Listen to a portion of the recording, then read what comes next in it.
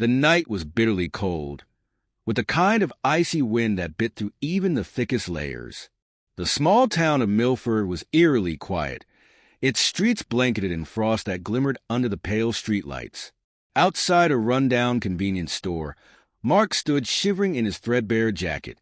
He glanced down at his hands, which were red and cracked from the cold, clutching a handful of coins that jingled faintly with his trembling. His breath puffed out in shaky clouds as he tried to summon the courage to enter the store. Inside, the clerk, a young man named Kevin, leaned against the counter, scrolling through his phone, occasionally glancing at the figure loitering outside. To Kevin, Mark was just another shadowy figure, someone who didn't belong. But Mark wasn't a thief or a vagrant. He was a father, a desperate man with 2 young children waiting for him at home. His daughter, Emma, had asked him earlier that day, "Daddy, will there be milk tomorrow? I miss it." Her words had cut him deeply, twisting the knife of his failure as a provider. Tonight, he promised himself he wouldn't let them go to bed hungry. Yet, as he stood there counting his coins again, he knew he didn't have enough. Mark hadn't always been in this position. Just 2 years ago, he had a stable job as a carpenter. His hands, now rough from endless odd jobs and exposure to the elements, had once been skilled and steady, crafting furniture and cabinets with care. His wife, Laura, would beam with pride whenever Mark finished a project, often saying, "You have magic in your hands." Their modest home was filled with pieces he had built, from the dining table where they shared meals to the crib where their youngest, Emma, had once slept peacefully. Their life wasn't extravagant, but it was happy. Laura had a warm laugh that seemed to fill every corner of their home, and their children's laughter echoed hers. Jake, their eldest, was an imaginative boy who spent hours creating stories, while Emma, with her bright eyes, followed her brother everywhere. But life took a cruel turn. When the pandemic hit, Mark's workshop closed down, and his steady income disappeared overnight. For months he searched for work, taking on whatever jobs he could find, but nothing was consistent. Then Laura fell ill. Her condition worsened rapidly, and without adequate health insurance, the medical bills began piling up. Mark sold their home to cover the expenses, moving the family into a cramped, drafty apartment.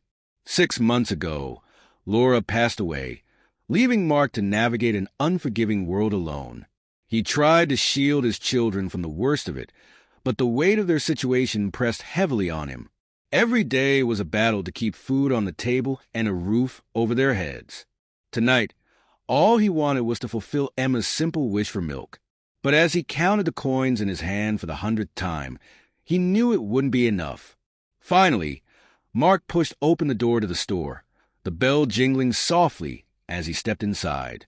The warmth hit him immediately, a sharp contrast to the biting cold outside. He walked slowly to the refrigerated section, his eyes scanning the shelves until he found what he was looking for, a single carton of milk. It sat there, almost mocking him with its unattainable price tag of $3.89. Mark's heart sank as he counted his coins again, a measly $1.73. He stood there for a moment, frozen, unsure of what to do. Kevin, the clerk, noticed him lingering and called out, "Need help with something?" The tone wasn't welcoming. It was sharp, laced with suspicion. Mark avoided eye contact, mumbling, "No, just looking." The humiliation burned in his chest as he placed the milk back on the shelf. He couldn't afford it. He'd have to go home empty-handed again, and the thought of facing his children's disappointed faces made his stomach churn. As he turned to leave, his eyes landed on the milk one last time. Desperation clawed at him. What if he just took it? No one would miss one carton, right? He tried to push the thought away, but his legs seemed to move on their own. Before he knew it, the carton was tucked under his jacket, and he was walking toward the door. His heart pounded in his ears, drowning out the sound of the bell as he stepped outside. He had barely made it a few steps when he heard the shout behind him. "Hey, stop!" Kevin burst out of the store, his voice sharp and accusing. Mark froze, panic coursing through him. He turned to see Kevin and another customer, a burly man in a heavy coat, closing in on him.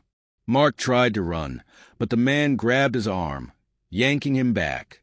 The carton slipped from under Mark's jacket, hitting the ground and spilling its contents onto the icy pavement.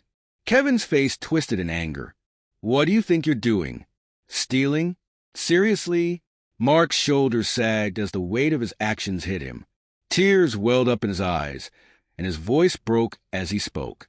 I wasn't trying to steal. I didn't know what else to do. My kids, they're hungry, and I have nothing to give them." He buried his face in his hands, shame washing over him in waves. For a moment, there was silence. The burly man looked uncomfortable, his grip loosening on Mark's arm. Kevin hesitated, his anger faltering as he took in the sight of the broken man before him. "You have kids?" Kevin asked, his tone softening slightly. Mark nodded, his voice barely a whisper. "Emma and Jake. They're all I have left. Their mother, she's gone. I've been trying so hard, but I just can't. I can't do it alone." A woman who had been standing nearby stepped forward. She was in her 50s, with kind eyes and a gentle demeanor. "Wait," she said, placing a hand on Kevin's arm. "Let him go. Let's hear him out." Mark's story poured out of him. The job loss, Laura's illness, the endless struggle to keep his family afloat. By the time he finished, his voice was raw and tears streamed down his face. The woman, Margaret, knelt down to meet his gaze. "I'm so sorry for what you've been through," she said softly. "But you don't have to do this alone. Let us help you." Margaret reached into her purse and pulled out a $10 bill, handing it to Kevin. "Here," she said. "Cover the milk and whatever else he needs." She turned back to Mark, her expression firm but kind. "Take this as a sign that things can get better. They will get better." Kevin hesitated, then nodded, ringing up the milk and adding a loaf of bread to the bag. He handed it to Mark, his voice awkward but sincere. "Sorry about earlier. Here, take it." Mark clutched the bag to his chest, his tears flowing freely. "Thank you," he whispered, his voice choked with emotion. "Thank you so much. I'll never forget this." Margaret smiled gently. "Just promise me one thing. When you're back on your feet, pay it forward. Help someone else in need." That night, Mark returned home to his children, their faces lighting up at the sight of the milk and bread. For the first time in months, he felt a glimmer of hope. The kindness of a stranger had reminded him that he wasn't alone. The next day, Mark visited a local shelter, where he was connected with resources for single parents. Within weeks, he found steady work at a community center, building furniture for local schools and shelters. Life didn't become perfect overnight, but it improved steadily. Mark never forgot Margaret's words. Whenever he saw someone struggling, he reached out to help, paying forward the kindness that had saved him on that cold winter night. If this story moved you, please share it with others. Acts of kindness, no matter how small, can change lives. Don't forget to like, comment, and subscribe to Echo Tales for more powerful and life-changing stories. Together, we can create a ripple of compassion that makes the world a better place.